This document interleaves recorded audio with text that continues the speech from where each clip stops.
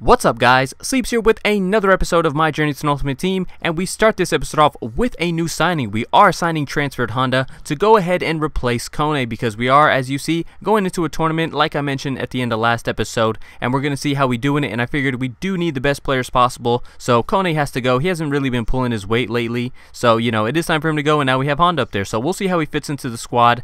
You know, he might not be our permanent cam, but we'll see how he does. He has a good left foot on him, good at free kicks, so yeah, we'll see how Honda will do in our team. Now, our first match was against a 4-3-3 Bundesliga squad that was ridiculously good. Robin, Lewandowski, Royce, second in form Lahm, Schweinsteiger, just a ridiculously OP Bundesliga squad. But he does make a very new move right there in passing it short. You should never pass it short. Every time I come up against anybody, whether they're passing it short or not, I just run to, to the short pass just in case they do, and he did right there. But guys, I'm going to be completely honest with you, because I know sometimes, I may go off on a tangent saying how it felt like nothing was going my way, and by the way, he passes it short again, which is ridiculous.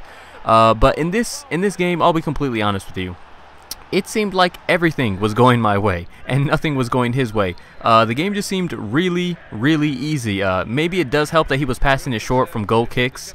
I'll admit that, but look at that. I mean, two goals went in like that, where I forget who his goalkeeper is. I'm just going to go ahead and guess and say it was Neuer, because he had a ridiculous Bundesliga squad.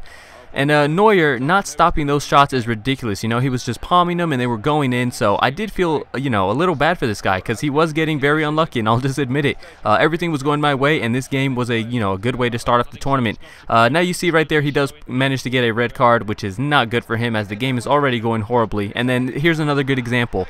I had the ball there with Mirko, which, arguably Mirko might, he should be finishing that maybe, but it falls straight to Chiellini, and then, what happens? Chiellini finishes the rebound. And right there, I do use the technique that I demonstrated in a video that I uploaded recently, the KSI kickoff tutorial, and it worked. It worked a charm right there. I was pressing him, and there you go. We had the ball, we're in on goal, and just like that, we chip it over the keeper. Now he does pull one back here, which is a bit ridiculous, because look at this, Alaba outside the box, right foot finesse shot. Like, that's the last way I was expecting this guy to score, but he does pull one back in the 90th minute. Not that it really matters. And right there, Mirko with 4 goals, really big game for him. Which brings me to my next point. Di Natale. A couple of you guys I did read in the comments were saying, oh, Di Natale's pretty bad. He's not all that good this year. And I'm starting to believe you guys, because he is really struggling. He is not pulling his weight for this team at all. Half the time I feel like I'm playing with one striker. So I don't know. We might have to change out Di Natale soon. I'm going to give him a couple more games. I'm going to give him the benefit of the doubt. But he started off strong, but after that, pretty poor performances from him. So I don't know. We may have to change him out. We'll see how it goes though. Anyway, this guy was in the 3-5-2 with a League 1 side, and we did take the lead there with Mirko. And then right here, he plays it through, he tramps me, and he does equalize it, which was very unfortunate. As you see, it took us until the second half to start scoring, but once one person started scoring, the goals just kind of started flooding in. And right here, we're out wide with Hernandez, cross this in, and I'll admit, guys, I was trying to do a standing roulette like I did in the last game. It didn't work, but he shouldn't be slide tackling like that, and Honda does slot that one away to give us a 2-1 lead in the 63rd minute. And then right here, some nice one-touch football from the team. Everybody, getting a little touch, pass it forward. Abate's out wide. We cross this into Mirko. Mirko wins the header. In it goes.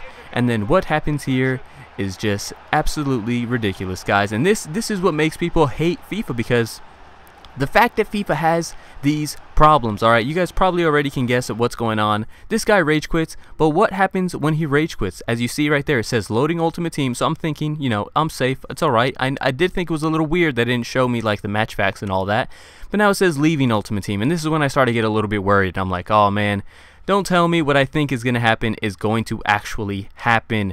I thought it may have kicked me out, and sure enough, you see here it's loading. It takes forever to load. But when we do get back in, it's going to give us, that message that nobody wants to see, saying our DNF has gone down because we disconnected from the last match, which is infuriating. And this seems to happen more often than not in tournaments. So I don't know, guys. Tournaments are really annoying. And as you see, just to make sure, I go back to the tournament to see if my my progress had been reset. Sure enough, we go to the Champions Shield, sorry. And there it is, guys. We have been reset, so I decided, you know what? I'm done with FIFA. I'm not playing another game. This tournament was, not cool, but on the bright side, We did get the manager tasks done for playing an online tournament, which I guess is a little bit of a bright side to it. But you know, it does suck because we could have possibly won that tournament. We were looking solid, and we were on to the semifinals. So very unfortunate to get kicked out of that. And I know I'm not the only one that has had this happen to them. I'm sure you guys have had this happen to you too. It's very annoying. So I decided, you know what, I'm just gonna open the packs for the episode, maybe end off on a high note, and you know, we'll see what we do. So I do need to still apply a chemistry style item to one of my players. So I went ahead and just bought the cheapest one I could find. Gladiator right there for 150 coins is nothing, and I didn't even know who I wanted to put it on. I just decided, you know what, I'm gonna go ahead and put this on Pogba. So I do put it on Pogba, and then I'm probably gonna change him back because I don't know, I like playing Pogba with a basic chemistry style, and you guys might not understand why, but I don't know, I just feel like the basic chemistry style is good in some situations because it gives you +1 on every stat, and for a box-to-box midfielder, that is, you know, pretty ideal. So anyway, we put it on him. Now he's a gladiator. You know, we'll test him out like that and see how it works. So I check my manager task. There you go. It says I have a free gold pack, and let's go ahead and see what we get inside this inside our freebie right here. So there's the ball spinning, and the best player we pull is Downing. So not very good pack. And then what I didn't know, guys, is that if you quick sell these free gold packs, now I'm not sure if they changed this, but these players are worth no coins. What is up with that? I don't think it's always been like that, because I've gotten these free gold packs, you know, multiple times before. So I thought that was really weird. I ended up quick selling it all anyway because I don't need any of those players. I have no interest in keeping them. And then we open a legit pack, and the best player we got was Daniel Agger there. So not a very good pack. Not a very good way to end the episode, guys. Really unlucky in that tournament. Really unlucky in these packs. But that is going to be it. Hopefully next episode we can bounce back from this and, you know, change our luck. So that is going to be it for this episode, guys. I hope you guys are enjoying the series. Please leave a like, leave a comment, and subscribe if you haven't already, and I will catch you guys next time. Thanks for watching.